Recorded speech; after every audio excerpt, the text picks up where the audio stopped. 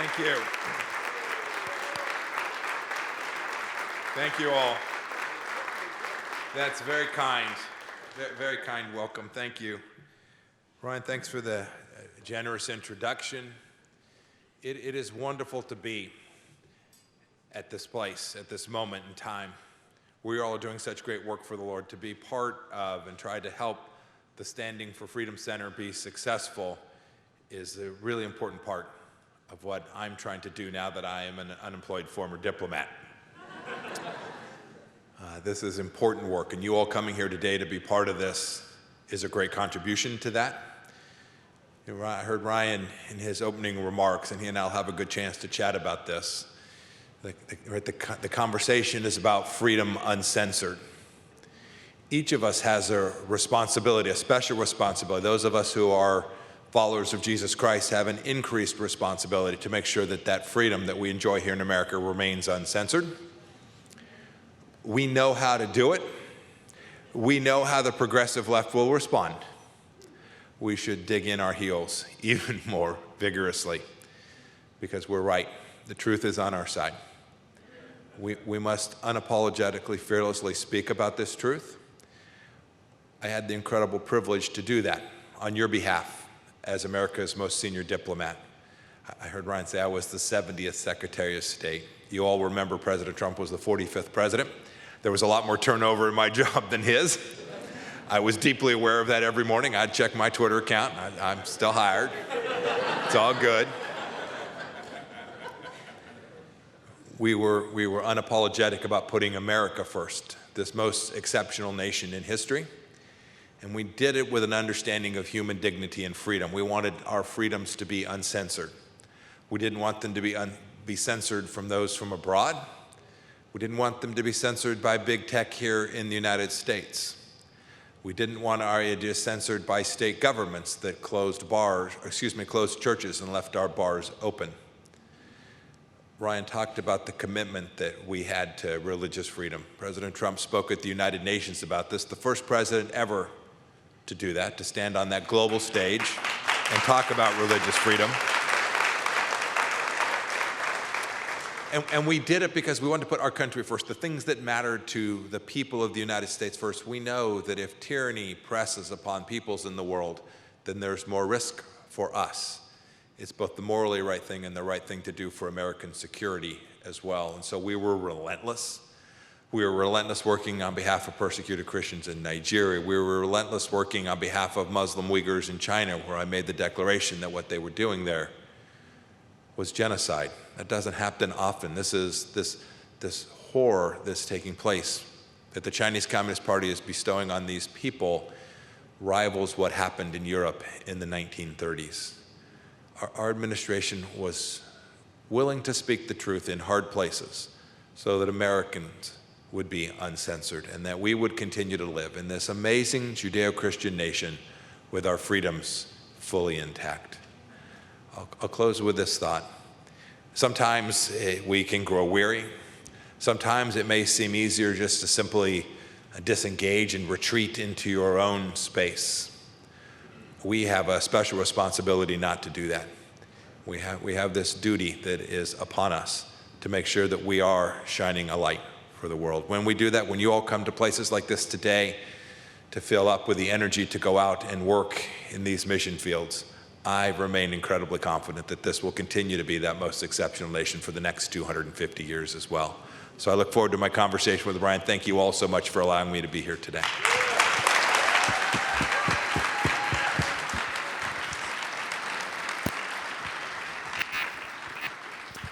All right, so this is a time for Q&A, and of course, we're going to turn it over to some students that are here in just a few moments from the School of Government. I think there's some law students as well. But I want to ask a series of questions. Conversation, of course, that surrounds, obviously, our center, and then, obviously, your efforts as Secretary of State on the issue of religious liberty, which is paramount to the Freedom Center. Liberty University has a long history of obviously training champions for Christ an evangelical institution that is committed to the Great Commission, as well as cultural political engagement in the public square. Dr. Jerry Falwell Sr. was the iconic embodiment of an unapologetic preacher committed to the gospel and to being a voice in the public square. And by the way, that's exactly why the Standing for Freedom Center exists. It falls squarely within that tradition. In some circles of evangelicalism today, this has suddenly become a controversial topic. Christian cultural and political engagement. As a Christian who served in several capacities in public office as a policymaker, senior intelligence officer, and third highest office in the country, what challenge would you put to folks who say, this isn't something Christians should be doing? Yeah, this isn't a close call, to be honest with you. This has been a debate in theological world and in the policy world for quite some time. I have lots of friends from our church back home in Wichita, Kansas, friends from all over, who say, Mike, I don't do politics. And I remind them, it's coming for you, right? It's going to do you. And so when I think about this place, it's not about, the responsibility isn't to pick sides with Republicans or Democrats. It's to pick sides with the truth. It's to pick sides on the things that we know are central to making sure that our community, our family will continue to thrive. And we can't walk away from those things. And so when I hear evangelicals say, I just want to stay out of that, it's all tawdry, it's all a bit of a mess, it only gets better when people of faith engage. It only gets better when we work hard to find good people who are willing to take some part of their lives and to serve, and we help them serve. And we hold them accountable for that service, to the things that they are committed to, the things that we all know and believe. To retreat inside your own church or your own community and leave alone this bigger responsibility, I think imperils the very community is that you're trying to protect. And so I would just urge you all to find a place, find a time, find the right moment, find your own modality to do that. I've had the chance, the first time I ran for office, you won't even know this. The first time I ran for office was my homeowners association board. Anybody a member of a homeowners board? You too could be Secretary of State, sir. It's possible. You never know. The truth is, I wanted to help, right? I wanted to go be part of that. And every place we can go touch and do so with the joy of Christ in our heart, our family, our community, our places will be better. Amen. Peter Berger once famously said, India is the most religious country in the world. Sweden is the most secular country in the world. America is a country of Indians ruled by Swedes. Some of you catch that in a minute. There is no doubt that religious liberty is under assault in this country. Some say it's because America is becoming more secular, post-Christian, wholesale, just across the board. Others say no, that America is experiencing a balkanization where ordinary, average Americans who are very religious are being ostracized by secularists who both seek and occupy positions of influence and power. What do you see as the future of religious liberty in America, given this further ideological divide? Yeah, Ron, I think of it a little less as an ideological divide. I spent my 4 years in the administration working on religious freedom issues abroad. I was deeply aware of the constraints here at home as well. I watched governments threaten to throw pastors in jail for bringing their flock together. This is deeply un-American. And I say that in the sense of we all know what our founders understood about how they believed we could not succeed as a republic, that this Constitution and our principles were built on a central understanding of a virtuous people informed by faith. They knew it, we know it. I watch places like Europe that have moved to become secular faster than even the United States has, deeply disconnected, whether it's just the data of church attendance or what we see from their leaders, the way they talk about their own nations and their own people, they have lost that connection to their faith. And then you see places like the Middle East where you see extremism. That is, you see their faith motivate too many to act in ways that are inconsistent with what we know our Lord demands of us. And so I do worry about it here at home. I don't know about the Indians and Swedes, but it is the case that we need to make sure that, you were talking about the Swedes as the elites, I think as you phrased it, we need to make sure that we have leaders. And I'm not even speaking about presidents and senators and congressmen.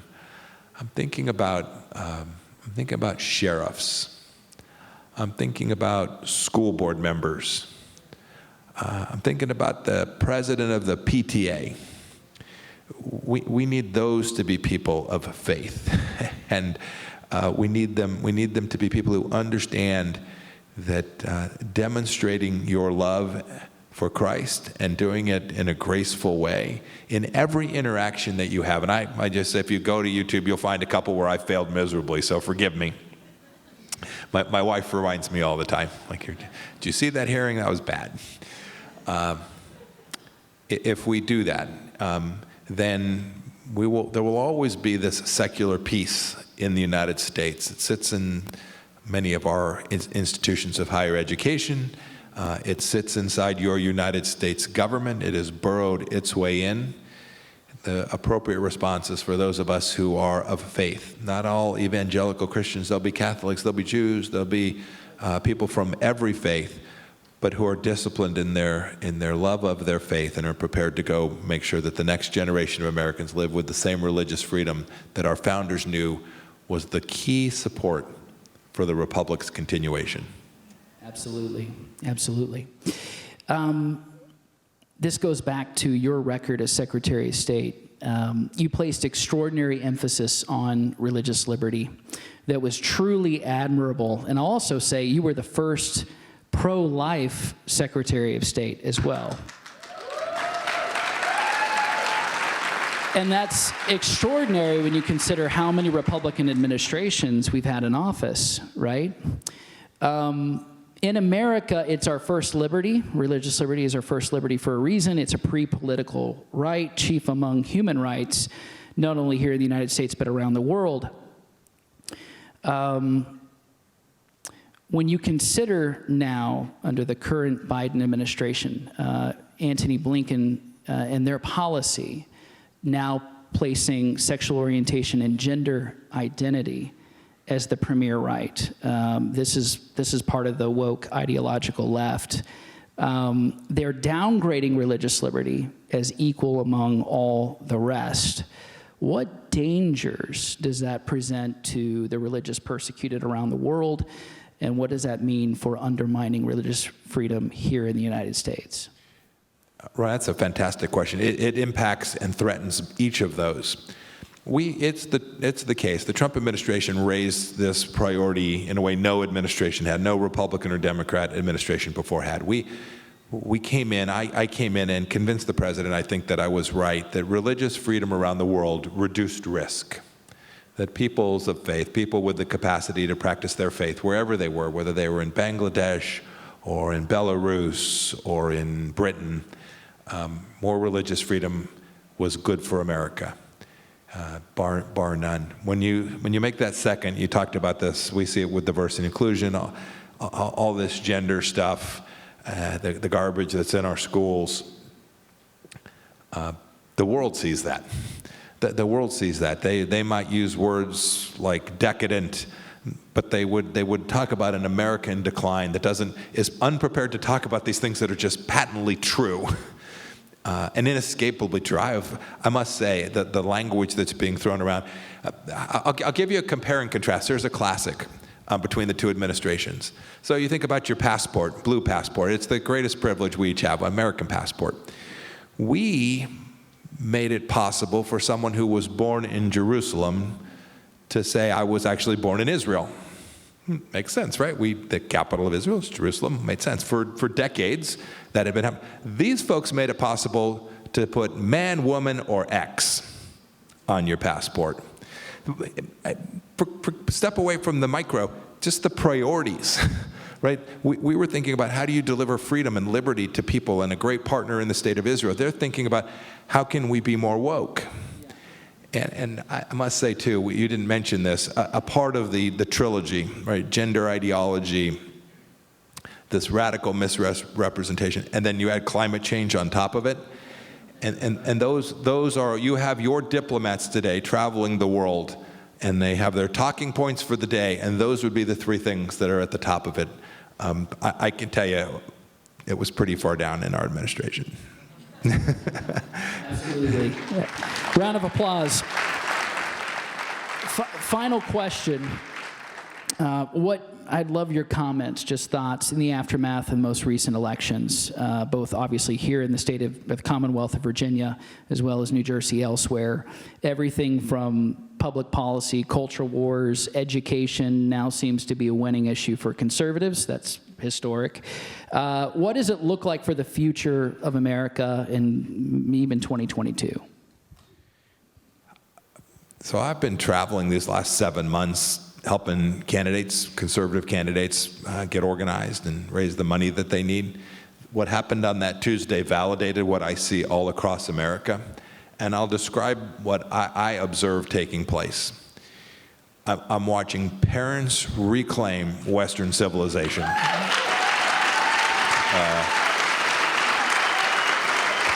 Some of them might not articulate it that way, but they know it. They know it in their hearts. They know that what Johnny or Alice has been being told is wrong. It's inconsistent with who they are and who their family is.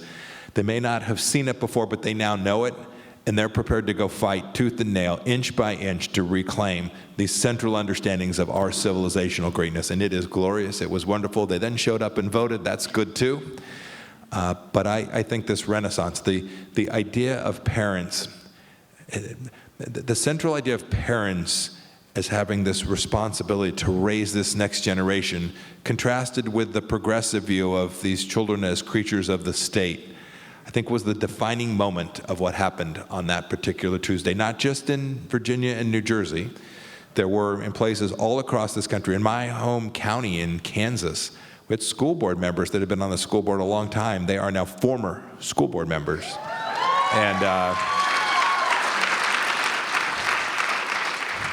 And for those of you who are parents or grandparents out there, seize the moment. Amen. All right. I do want to turn it over to some of our students that are here. Robert Hurt, Dean Hurt, former congressman here in Virginia, and he's got some students here with some questions to ask you, Fantastic. Mr. Secretary. Sounds great. And by the way, this is our student body vice president, Jessica West. Hi, Jessica. So, as a Christian in a non-religious field, how do you balance working with excellence, courageously standing up for truth, and showing the love of Christ in your interactions with coworkers at the workplace? The first rule is never hide who you are. I could say that in many ways, not just being a Christian, but always be clear about who you are. You don't have to talk about it every day. It doesn't have to be at the top of the list. You don't have to shake hands saying, "Hi, I'm Mike. I'm a Christian." But when they shake hands with Mike, they should know. They should be able to see it from your demeanor and who you are and how you treat them. I also think that we need to know that when we do that, there'll be fights, there'll be spats, there'll be lawsuits. People will be unhappy about that. But the secular left has brought their vision of America into the workplace. And we should make sure that we bring ours as well. And there's nothing illegal, unlawful, or unconstitutional about that. Indeed, it's the most decent thing that each of us can do.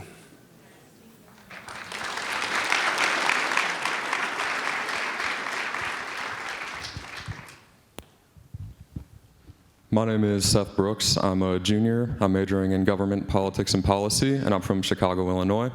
And my question is, do you believe there's still hope for the United States to retain its status as the world power despite the expected arrival of the Chinese hegemony? And if so, what course of action do you believe the United States should take in international relations to prevent a Chinese-dominated unipolar society? I have a 6-hour seminar that I would love to unfold. So the Chinese Communist Party is, in fact, the greatest external threat to our republic. By the way, I'm always careful, greatest external threat. Republics mostly fall from within, and the very things the Standing for Freedom Center is doing are the things that will push back against the greatest risk, the risk that our republic will decay from inside.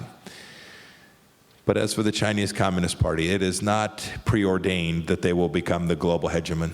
Their leader, General Secretary Xi Jinping, thinks that it is. You hear the language that they espouse. They talk about American decline. They talk about the fact that we have Black Lives Matter running around, that we don't know how to control our own people, but it's not preordained. What does that mean? That means that it will depend on American leadership. What are the 3 or 4 things? The first effort is just like every 12-step program, right? For the last 50 years, the United States has had a theory of the case, which was just sell more stuff and buy more stuff, and they'll leave us alone. It might have been true for 10 or 15 years. It's not true today. So we can't just buy and sell and pray. We need to do more. The Trump administration did that. We were the first administration to actually confront the Chinese Communist Party. What are the tools to do that? They're stealing our jobs. They're stealing our technology. We can stop this. We just have to be determined and impose real costs on them when they do. Second, we need to unite the West. These ideas of Western civilization are pretty special to the United States, but they are not unique to the United States. There are other Western democracies that have historically understood that living under Marxism and Leninism and the atheist tyranny of leaders in Beijing is not the right thing for their people. And so whether it's the Japanese or the Europeans, both West and Eastern Europe, whether it's our friends in India or Australia or South Korea, we need to build out a force that understands that Western civilization matters, democracies matter, and these are big economies, and we can put enormous pressure on the Chinese Communist Party if we do that well. Last thing to say in the couple-minute response. We should never forget that this threat is also here inside the gates in the United States. The Chinese Communist Party has an enormous influence operation that is going on all across America. When I became the Secretary of State, we began immediately to work. We had to close the Chinese consulate in Houston, Texas. This was a big deal. I made the case for it. President Trump was bold enough to permit me to do this. They were running what was those of us who are a little bit older than the students here, current students here, remember the Soviet Union and how much they spied in the United States. I believe this Chinese spy ring in Houston, Texas was the largest spy ring ever in the United States of America. They were stealing our jobs and our technology from energy companies in Houston, Texas, and from the University of Texas medical system. I love the Chinese people. There are 900 million Chinese people who are not part of the Communist Party. We have great Chinese Americans here at home, but we need to be mindful that this Communist Party is intent on facilitating the destruction from within the United States, and we need to be fearless in calling it out when they do so. Those are 3 ideas. I hope that this administration will take hold of them.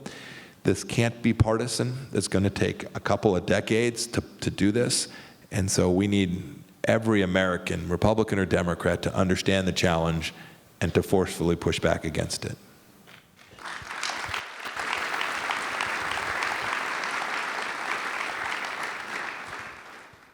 My name is Samantha Burris. I'm from Virginia Beach. I am currently a freshman studying international relations.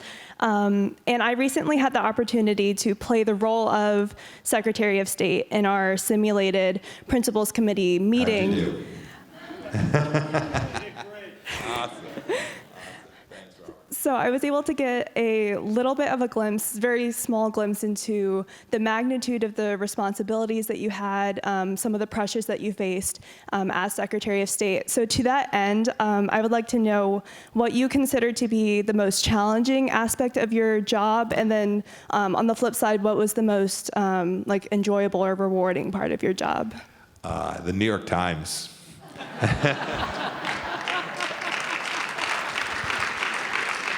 That's an honest answer. Yeah, so it's interesting. So there's really 3 pieces to being Secretary of State. They blend. They're not, if you drew the Venn diagram, they would overlap. but you run a massive organization of some 70,000 people spread across 180 facilities all across the world, operating in every time zone. There are 3 unions at the State Department. It's a pretty left-of-center institution, so you had the internal leadership role for that organization. Second, you had the external piece, the one that you would have seen me most often with, meeting with my counterparts or meeting with President Putin or Xi Jinping or some of the leaders around the world. So the external, the actual execution of the diplomacy. And then the final piece is you're part of a big team, a national security team. There's the Secretary of Defense. I worked hard on our southern border issues, working closely with Chad Wolf at the Department of Homeland Security. So being part of the administration's team, so 3 different, and working for the President of the United States and trying to deliver on the things he wants you to do. So the most difficult thing was the complexity of balancing those 3 unique roles that the Secretary of State has. I always like to add here, the best way as a leader to do this is to put really good people around you as your senior team. There's no way one human being, in your case, trying to do this as part of an exercise, you can't do it by yourself. You need people around you that are helping and trying to drive that mission. You know, the thing that was most lovely, probably, for me was when we got to return Americans home, to bring hostages back.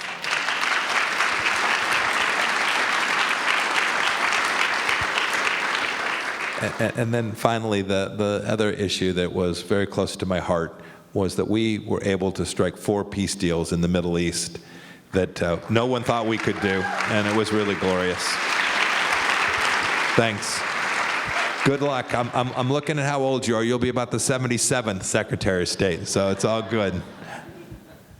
Hi, my name is Gianna DePaul. I'm from Philadelphia. I'm a sophomore studying government politics and policy. First and foremost, thank you so much for your service to our country, not just in your public service, but also in your active duty, as it was Veterans Day. And then secondly, my question is, since leaving your role as Secretary of State, have any of your foreign policy opinions that you held or enacted during your term changed? How and why? No, I'm too old to change. You know, you do when you, having had the chance to have the con, to have the responsibility, is completely different than just talking about it or thinking about it. You own all the good and the bad. I think every morning when I get up and see the news, no matter how bad it is, I realize it's not my problem. At least in the first instance, no one's going to ask me in the next 20 minutes, what are you doing about that? My judgment on the way that we approach things hasn't changed at all. It's not that we got everything right. We didn't get everything right. It took us a while to get the border fixed. It took us a while to get our feet underneath us in confronting China. But no, and I haven't seen anything in these last 10 months that changes my mind. I will say that the most disturbing thing that I have seen, and there's really 2, but they're related, is the way that the departure from Afghanistan was handled was absolutely tragic and didn't have to be. I worked hard to help President Trump get our troops out of Afghanistan. Nobody has to guess. He tweeted about it. Right? He wanted our boys and girls home to reduce our cost and risk. But we always knew that we had other things we had to do. We had to get our people out. We had to get our equipment out. We had to do so in a way that was safe and respected all the 20 years that had gone before. And sadly, this administration took the plan that we had, the model that we had used to keep deterrence in place, and just tore it up and picked a date certain. And we are diminished in the world because of that. Anyway, thank you for your question. My name is Yashka. I'm a sophomore studying government, and my question is, what was it like meeting Kim Jong-Un, and how did that meeting help in the de-escalation of North Korea? Yeah. So the first time I met Kim Jong-Un, I was a CIA director. President Trump said to me one day, I was briefing him, and I was the last person still standing in the room, and he said, Mike, can we talk to those guys? I said, yes, sir, we have a mechanism to do that. And he said, okay, well, call them and tell them you want to come see them. Roger, sir, I'll do it. I said, what should I tell them? What am I coming to see them for? What do you think? And he says, oh, you should tell them you want to come see them to talk about it because I want to come visit too, but I want you to go first. Thus the first clandestine trip to Pyongyang. I went on Easter weekend, interestingly. I wanted to go at a time when nobody would notice that I was gone. I left on the morning of Good Friday, came back late Sunday night, early Monday morning for Easter Sunday. It's the only thing that didn't leak in my 4 years of the administration. I'd prepared for a couple of months to get ready for that trip, to try and understand him, what we knew about him, the things we didn't know. I knew what our mission set was, to try and convince him to give up his nuclear weapons program, and that the president was prepared to at least consider a summit with him in order to make that happen. But when you walk in the room with someone who is so evil, who you'll recall had sent a fellow named Otto Warmbier, a remarkable American family, the Warmbier family, had been holding him and had treated him in a way that he perished upon his return to the United States. When you walk in and confront that evil that close, it's really quite breathtaking. We'd prepared. I had a good team helping me get ready. And we worked in a way that created a window where there was a real opportunity to make enormous progress. We didn't make enormous progress. We got them to stop conducting nuclear testing, and we got them to stop doing long-range missile testing, but we weren't able to ultimately turn the key and give him to give up his nuclear weapons. He's still a bad person. He is still holding 25 million people in his own country in the most terrible conditions. We no longer have American hostages there. We're able to bring the last 3 home. But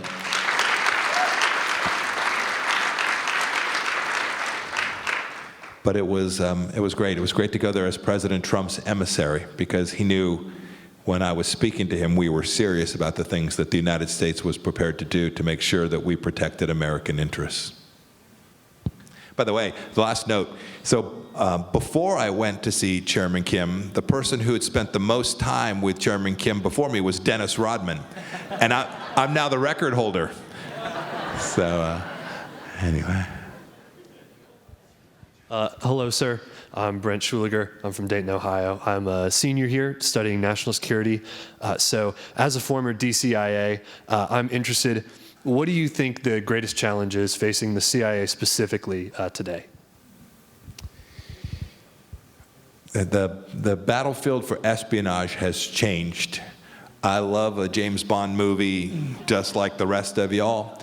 24 is awesome. But the truth is, so much of what we do today is now digital, cyber related.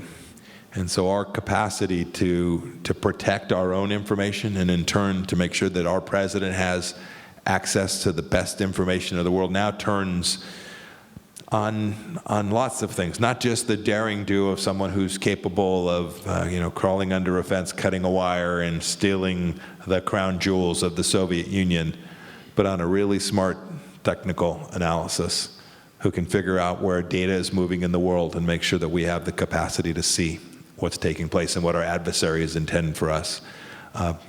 As cryptology gets better, as the world begins to move faster and information is more dispersed, the job of our intelligence community, not just the CIA, but all of our intelligence community, has grown much more difficult and grown to be a much more online effort than it used to be, even just 2, 3, 4, 5 years ago. Is Admiral Tony in the room? Tony Cothran, do you know? There he is. All right. He's got an excellent question. Christian? Perfect. Sir, thanks for being here.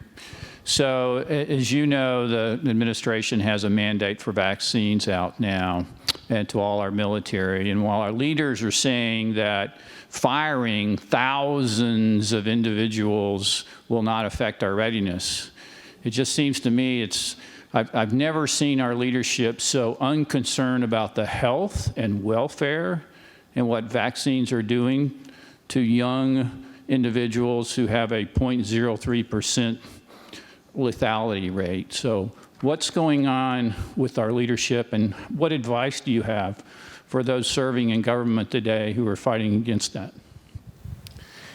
These mandates are an enormous mistake. They are political.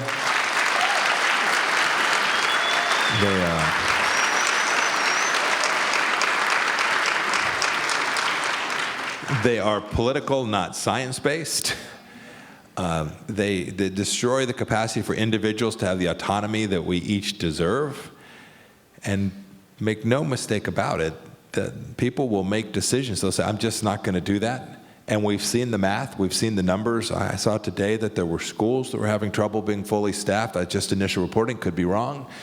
But law enforcement across America, too, not just our military, but right, police forces, sheriff's offices around the country, the same things have happened in a number of states.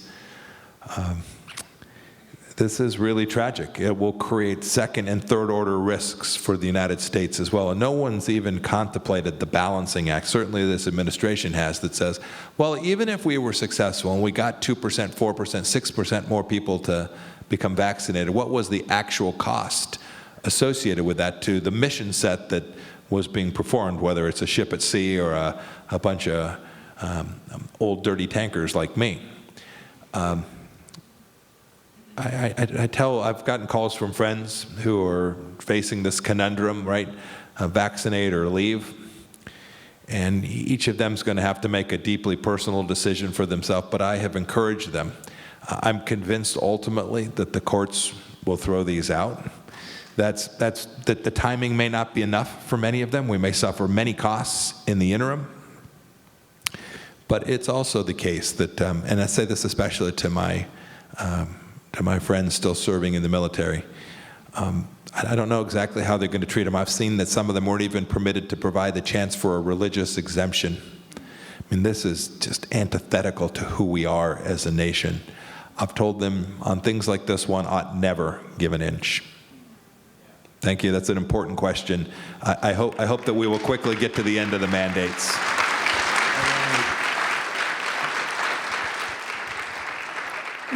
I'm getting the signal, by the way. You've got good staff here that we do need to wrap. But I just want to thank you so much. First of all, just an appreciation to you for your service to our country as a military veteran, as a member of Congress, as a CIA director, and as Secretary of the State. Thank you so much, and you mean so much to Liberty University. We're so grateful for you. I want to encourage you to pray for him as he works so hard to fight for you. And I have a feeling it's not over yet. Your career is still going, and I'm so very thankful for that. Most importantly, it's the saying of Winston Churchill, courage is what matters. It's the one quality that guarantees all the rest. And in this moment, that's what we need more than anything in our leadership. So thank you for being a courageous leader. Absolutely. Round of applause, Mr. Secretary.